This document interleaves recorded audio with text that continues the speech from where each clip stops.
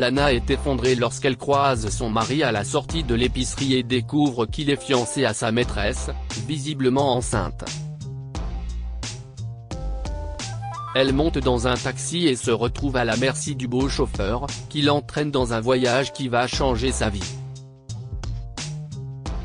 Les lumières fluorescentes bourdonnèrent au-dessus de sa tête tandis que Lana se déplaçait sans but dans l'épicerie, l'esprit embrumé.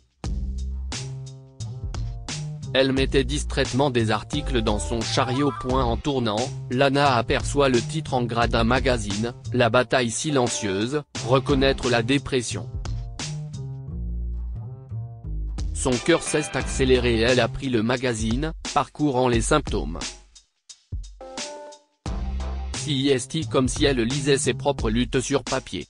Se sentant déconnectée de ses intérêts habituels, Lana errait dans le magasin, le bourdonnement des conversations et le cliquetis des chariots de supermarché n'étant plus qu'un bourdonnement lointain. Elle n'arrivait pas à se débarrasser du sentiment que sa vie lui file entre les doigts. Dans la file d'attente, Lana empilait les courses sur le tapis roulant, le poids des articles reflétant le fardeau qui pèse sur ses épaules.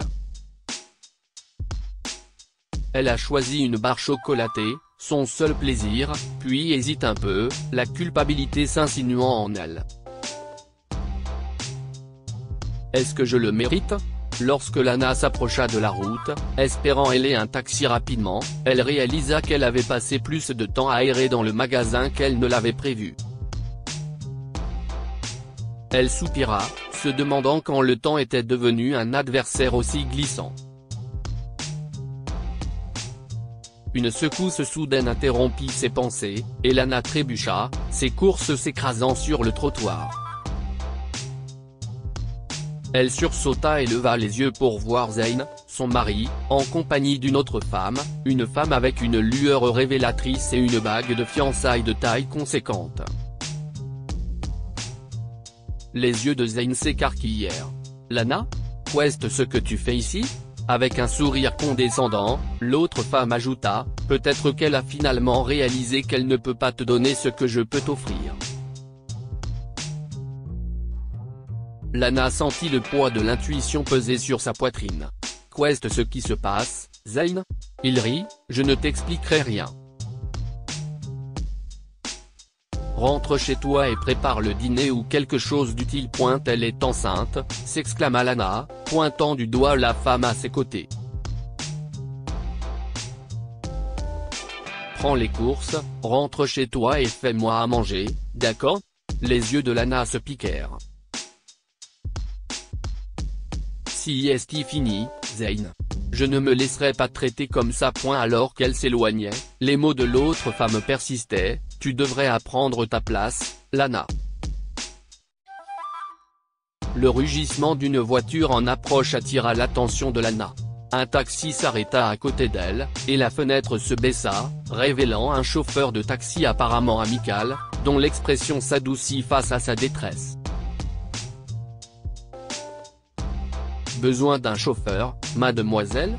Lana hésita, jetant un coup d'œil vers le magasin. « Je ne sais pas où je vais. » Il lui fit un sourire rassurant. Parfois, les meilleurs voyages commencent sans destination. Ravalant son inquiétude, Lana monta dans le taxi, le pouls battant la chamade.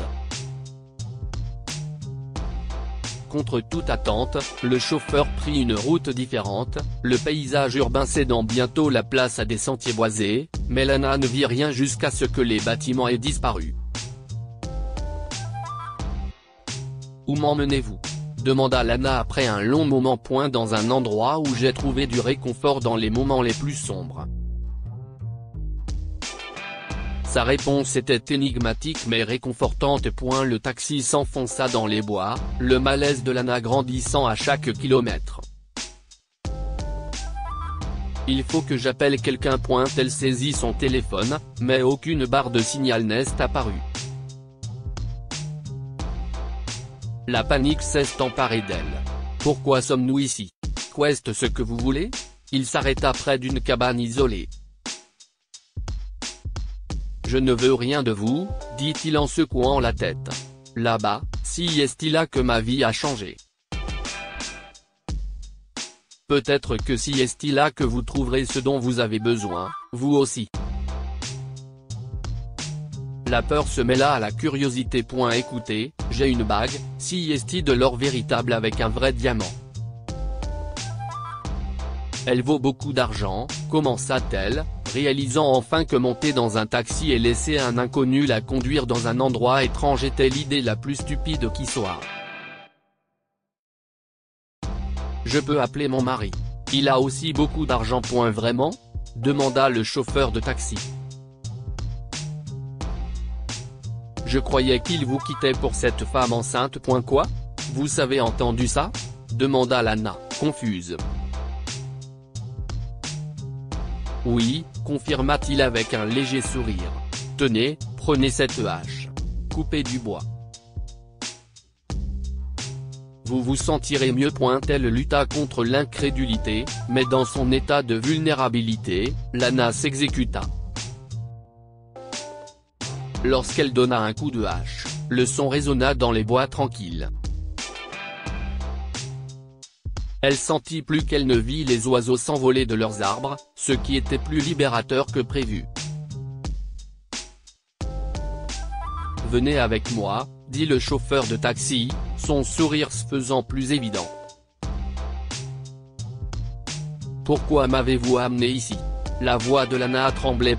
Il la conduisit jusqu'à la balustrade de la cabane et lui montra du doigt un pin isolé.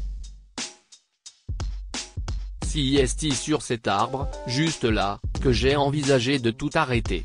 J'étais dans une situation similaire à la vôtre. Ma femme m'avait trompé avec mon ancien patron. Nous étions ensemble depuis notre enfance. Le souffle de Lana se bloqua dans sa gorge. Pourquoi me dites-vous cela ? Parce que, sa voix s'adoucit, je comprends la noirceur que vous ressentez. Je ne dis pas que vous êtes suicidaire comme je l'étais. Mais j'ai choisi de vivre, d'aller de l'avant et de voir la beauté au-delà de ma douleur. Ses défenses se sont adoucies.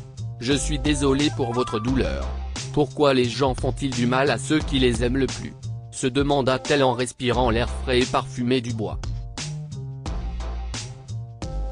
Il a continué à raconter son histoire, la trahison, le désespoir et l'espoir qui a fini par s'installer. Lana l'écouta, sentant une connexion inattendue à travers leur douleur commune. « Vous aimez la forêt ? Je ne pensais pas que ce serait le cas, avoua Lana. Mais il y a quelque chose d'extraordinaire dans le fait de s'éloigner de la ville. » Il hocha la tête avec sagacité. « Allons nous promener. » Un calme particulier s'installa en elle tandis que Lana et l'étranger marchaient dans les bois. Elle remarqua le doux bruissement des feuilles, le doux bourdonnement de la forêt et les jeux de lumière du soleil filtrant à travers les arbres. La nature semblait les envelopper de son étreinte, leur offrant un réconfort qu'elle n'avait pas ressenti depuis longtemps. « Merci de m'avoir amené ici, » dit Lana, rompant le silence. Il lui jeta un coup d'œil, un doux sourire se dessinant sur ses lèvres. « Vous avez besoin de quelque chose de différent. Et j'avais besoin de vous montrer quelque chose. » Ils s'aventurèrent plus profondément dans la forêt, l'étranger montrant les merveilles qui les entouraient. Sa voix était empreinte d'un respect tranquille lorsqu'il expliquait la signification de diverses plantes et arbres, attirant l'attention de Lana sur la beauté cachée dans la simplicité de la nature. Lana s'arrêta pour admirer une grappe de fleurs sauvages alors qu'il serpentait le long d'un sentier sinueux. Si a coupé le souffle. « Mais je ne devrais pas être ici. Je dois rentrer chez moi. Réparer mon mariage. Divorcer. Tout ce que vous voulez. » Il acquiesça, ses yeux reflétant une profonde appréciation de la beauté de la forêt. La nature a une façon de nous guérir, de nous montrer que la vie continue malgré les difficultés. Ils ont poursuivi leur promenade. La mélodie joyeuse d'un oiseau résonnait dans les arbres, remontant le moral de Lana par son doux refrain. Je ne veux pas revenir en arrière. Le soleil commença sa lente descente, jetant une lueur éthérée sur la forêt. Des rayons de lumière dansaient à travers le feuillage, peignant le paysage dans des teintes d'or et d'ambre. Si est stupéfiant, murmura Lana, captivée par les couleurs changeantes. Il acquiesça, le regard fixé sur le paysage changeant. Si est mon monde. Il n'est pas grandiose, mais il est rempli de merveilles. Ils atteignirent une clairière sereine et pittoresque où la lumière du soleil filtrait à travers les arbres, dessinant des motifs pommelés sur le sol de la forêt.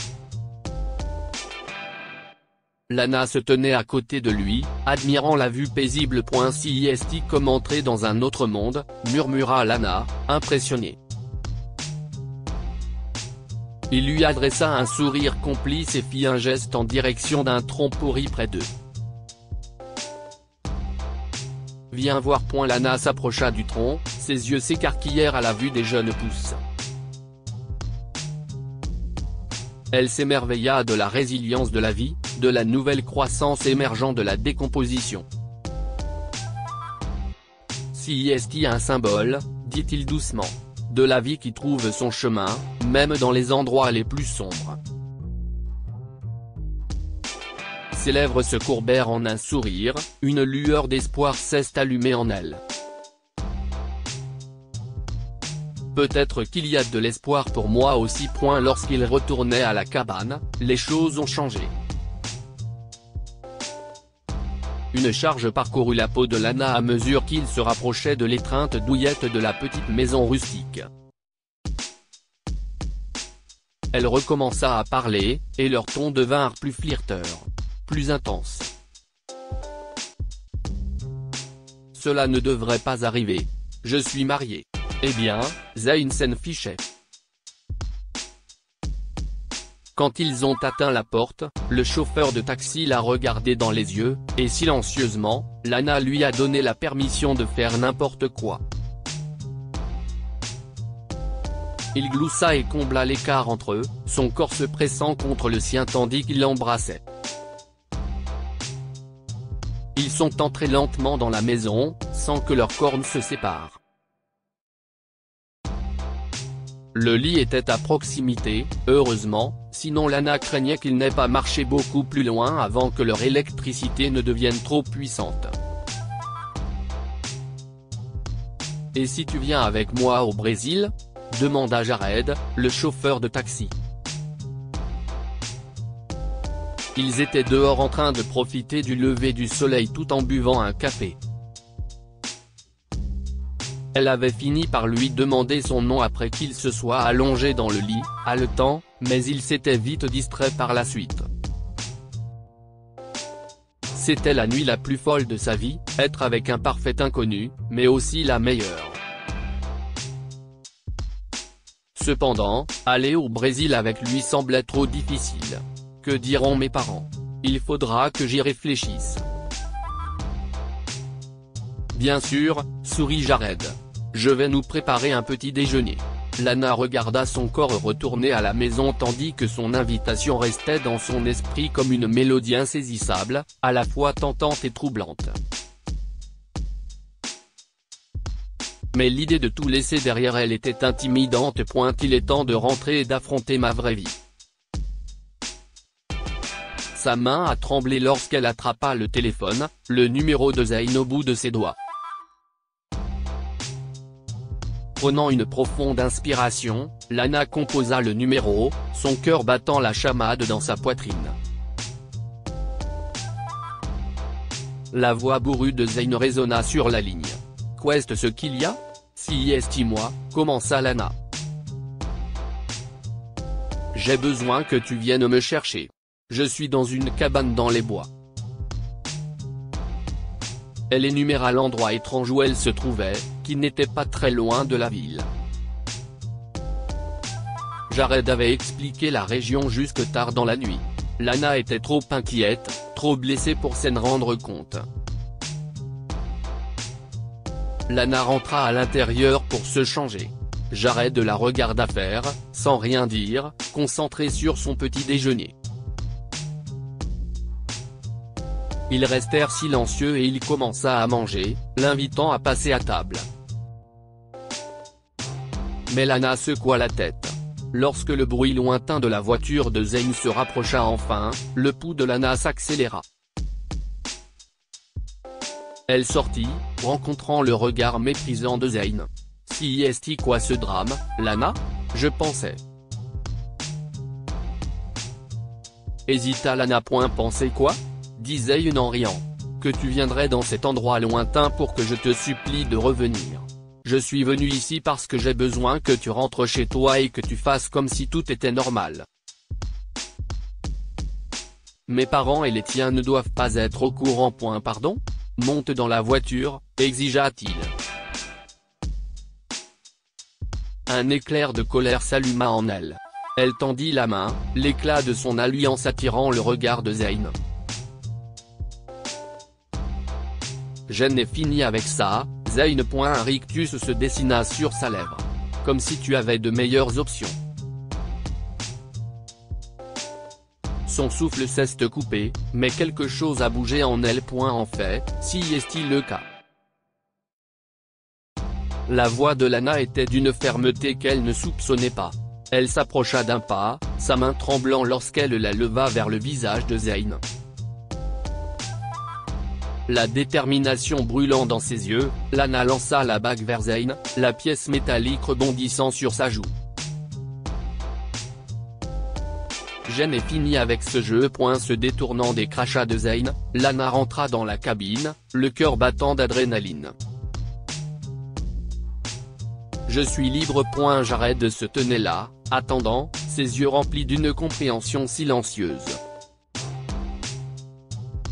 Lana croisa son regard, son cœur palpitant pour la première fois depuis de nombreuses années. Prête pour une nouvelle aventure ? Demanda Jared avec douceur. Lana hésita un instant, son ancienne vie s'éloignant derrière elle, puis, avec un hochement de tête résolu, elle fit un pas vers Jared. Oui. Allons-y. Leurs bouches se rencontrèrent dans un baiser brûlant. Rio de Janeiro, me voilà. Dites-nous ce que vous pensez de cette histoire et partagez-la avec vos amis.